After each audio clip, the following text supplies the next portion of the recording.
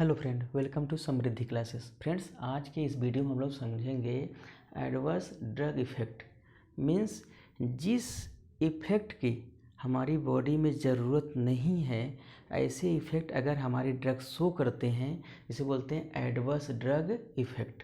ठीक, means any undesirable effect of drug. Means drug के ऐसे इफ़ेक्ट जिसकी हमारी बॉडी को कोई ज़रूरत नहीं है, अगर ऐसा इफ़ेक्ट हमें मिलता है, इसे बोलते हैं एडवर्स ड्रग इफ़ेक्ट। अब बात करते हैं अगर एडवर्स ड्रग इफ़ेक्ट की, तो ये दो टाइप के होंगे। एक होगा प्रिडिक्टेबल, जिसे टाइप ए बोलते हैं, जिसको हमें पहले से मालूम है कि अगर ये ड्रग लेंगे तो हमें ये साइड इफ़ेक्ट मिलेगा, ये हमें इतने डोज पर टॉक्सिक इफ़ेक्ट शो करेगा। इसे बोलते हैं प्रिडिक्टेबल टाइप ए, जिसको हमें पहले से पता है। दूसरा है अनप्रिडिक्टेबल, जिसे हमें पता ही नहीं है जिसके बारे में, उसे बोलते हैं टाइप बी, जिसे बोलते हैं एलर्जी और इडियोसिनक्रेसी। मीन्स कोई भी ड्रग लेंगे, किसी को ये नहीं पता है कि इस ड्रग से किस इंडिविजुअल पेशेंट में एलर्जी कॉज कर जाएगी और किस में कॉज नहीं करेगी, इसलिए इसे पता नहीं होता। ये बोलते हैं अनप्रिडिक्टेबल, जिसको हम प्रिडिक्ट नहीं कर सकते हैं। ये डिपेंड करता है peculiarities of patient. Mean patient की क्या है, जेनेटिक्स पे। आप सीधे से समझिएगा सरल भाषा में कि पेशेंट की क्या है, इंडिविजुअल पे, जेनेटिक्स पे डिपेंड करता है। ठीक है। अगर हम बात करें कि एडवर्स ड्रग रिएक्शन है कितने टाइप के होते हैं, तो पहला है आपका देखिए माइनर। माइनर केस में एंटीडोट्स दिया जाएगा, हॉस्पिटल में आप एडमिट हो जाएंगे। ठीक है, किसी ड्रग थेरेपी की ज़रूरत नहीं है। अगर हम बात करें मॉडरेट की, मीन्स माइनर से थोड़ा सा ज़्यादा, उस केस में आपको ड्रग थेरेपी को चेंज करना पड़ेगा। अगर हम बात करें सीवियर केस में एडवर्स ड्रग इफेक्ट के में, तो इसमें आपको इंटेंसिव केयर यूनिट तक की आपकी प्रोसेस कवर कर सकती है। मीन्स वहाँ तक आपको जाना पड़ सकता है। अगर हम बात करें लीथल की, मीन्स ड्रग का ये इफ़ेक्ट डायरेक्टली और इनडायरेक्टली क्या करेगा, पेशेंट की डेथ कर देता है। अब हम बात करते हैं, छोटे छोटे पॉइंट्स हैं एडवर्स ड्रग इफ़ेक्ट के। पहला है साइड इफ़ेक्ट। मीन्स आप ये सीधा समझिए कि जिस इफ़ेक्ट की हमें बॉडी में ज़रूरत नहीं है, वो इफ़ेक्ट होता है साइड इफ़ेक्ट। लेकिन इसको हम अवॉइड नहीं कर सकते हैं, या ये कह सकते हैं इसको हम बाईपास नहीं कर सकते हैं, क्योंकि ये जो इफ़ेक्ट है किसी ड्रग के थेरेप्यूटिक लेवल पे ही हमें मिल जाता है। इसे बोलते हैं साइड इफ़ेक्ट। देखिए, unwanted but unavoidable pharmacodynamic effect of drug. अगर एग्जाम्पल की बात करें तो एट्रोपिन का अपन आप सुना, एंटी सेक्रेटरी ड्रग है। ठीक है, एंटी कोलिनर्जिक ड्रग है। इसका यूज प्री एनास्थेटिक मेडिकेशन में as a anti secretory drug के रूप में किया जाता है। लेकिन जब यूज करते हैं तो इसका जो साइड इफेक्ट है that is dryness of mouth patient में होने लगता है। अगर माउथ में ड्राइनेस आ जाएगी तो कोई चीज़ आप स्वेलिंग नहीं कर सकते हैं, निगल नहीं सकते हैं, या आप उस किसी से प्रॉपर ढंग से बात नहीं कर सकते हैं। अब बात करते हैं secondary effect. These are indirectly consequence of primary action of drug. Means अगर कोई ड्रग हम ले रहे हैं किसी डिजीज़ को क्योर करने के लिए, उस क्योर करने के साथ साथ हमारी बॉडी में कुछ और इफ़ेक्ट शो करता है, कोई और डिजीज़ क्रिएट कर देता है, इसे बोलते हैं क्या, सेकेंडरी इफेक्ट। ठीक है, देखिए कि अगर हम बात करें टेट्रासाइक्लिन एंटीबायोटिक की बात करें, ये बैक्टीरियल फ्लोरा को सप्रेस कर देता है, लेकिन साथ साथ क्या करता है, एक सेकेंडरी इफेक्ट शो करता है, that is known as super infection. ये क्या करेगा कि एक डिजीज़ को क्योर कर रहा है, साथ में क्या करता है, एक इन्फेक्शन को और काज कर देता है, जिसे बोलते हैं सुपर इन्फेक्शन। ये तो हो गया साइड इफेक्ट, सेकेंडरी इफेक्ट। अगर हम बात करें टॉक्सिक इफेक्ट की, these are causes due to overdose और प्रोलॉन्ग यूज ऑफ ड्रग।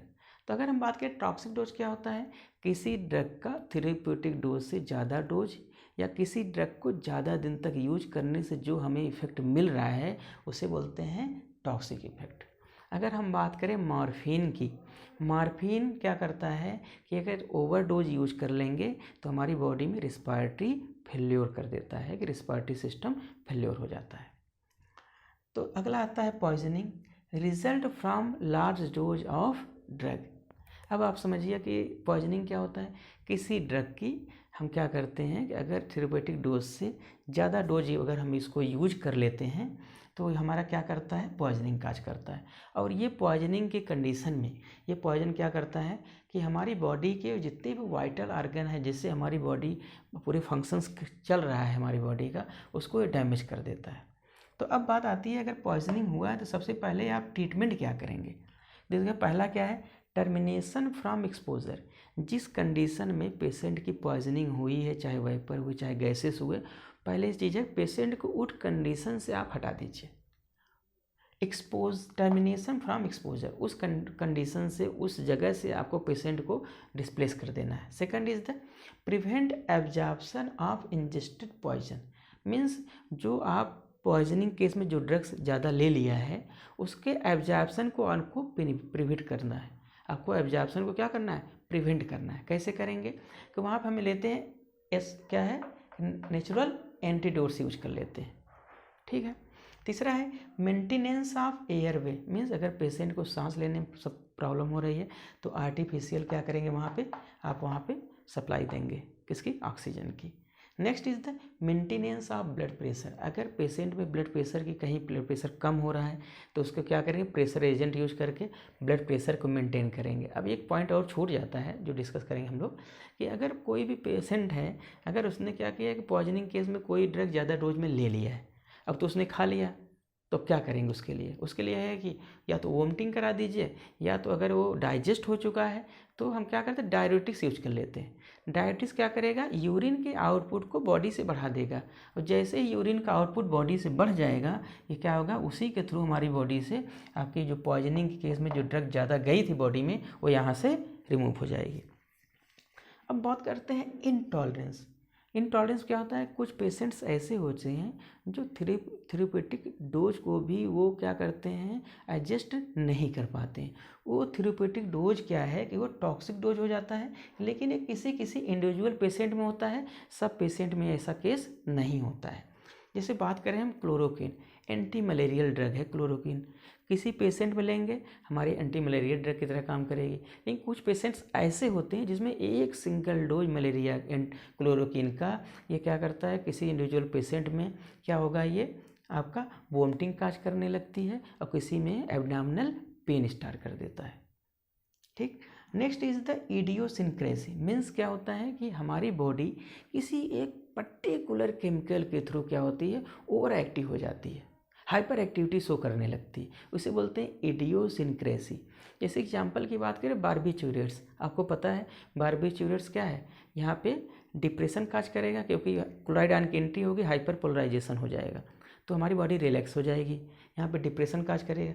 लेकिन कुछ केस में जहाँ पे इडियोसिंक्रेसी केस आता है, barbiturates causes excitement and mental confusion. यहाँ पे क्या करेगा, बॉडी में एक्साइटमेंट काज करता है, और क्या करेगा, मेंटल कन्फ्यूजन काज करता है। अब हम बात करते हैं ड्रग एलर्जी की। ड्रग एलर्जी सीधे सीधे समझिए कि थेरेपेटिक डोज से इसका कोई लेना देना नहीं है, ठीक है, कि अगर थेरेपेटिक डोज से ज़्यादा हो जाए तब हमें ड्रग एलर्जी मिलेगी। ये इम्यून सिस्टम रिलेटेड रिस्पांस है, इम्यून सिस्टम रिलेटेड रिस्पांस है। इसका किसी भी थेरेपेटिक डोज से कोई भी लेना देना नहीं है।